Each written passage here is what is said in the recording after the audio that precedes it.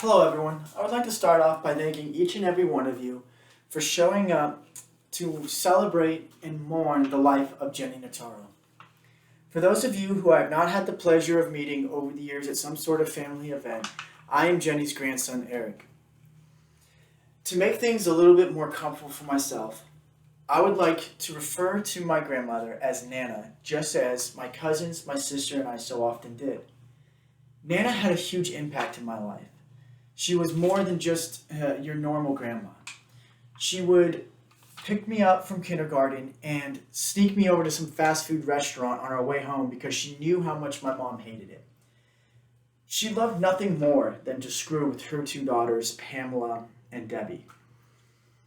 It's not that she was evil. She just got her rocks off from, getting under people's skin. And the people she chose to screw with most of all was my mother and my aunt. She is an absolutely wonderful woman, though.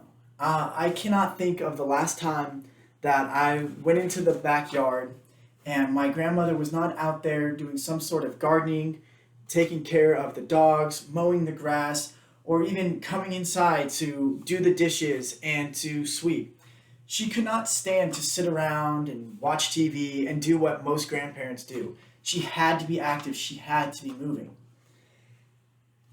Thinking about how mischievous my grandmother was brings me to two of my favorite memories that I have of her.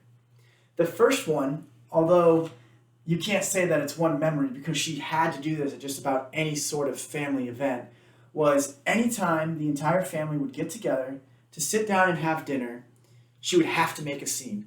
Whether it was throwing a dinner roll at either my mom or my aunt, or maybe chewing up some food and showing it for everyone to see.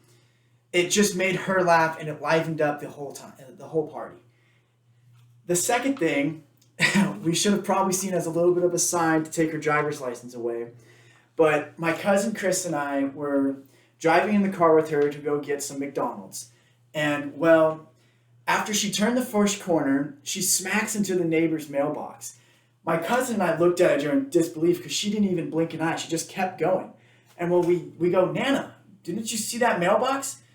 She turns around at us like this and goes, is that what that was? And she just keeps driving. She doesn't decide to stop, doesn't decide to go tell the person she hit it. She just kept going. It's memories like this that I think of and keep in mind when I like to think of my grandma.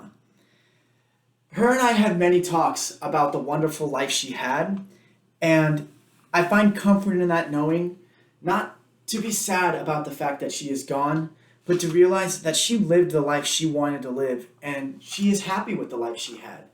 She raised two wonderful daughters, and she got to be a part of every single one of her grandchildren's life. That is more than you can say for most people, and I know it was more than enough for my grandmother. I would like to thank you guys all again for coming here today to celebrate the life of Jenny Notaro. Thank you.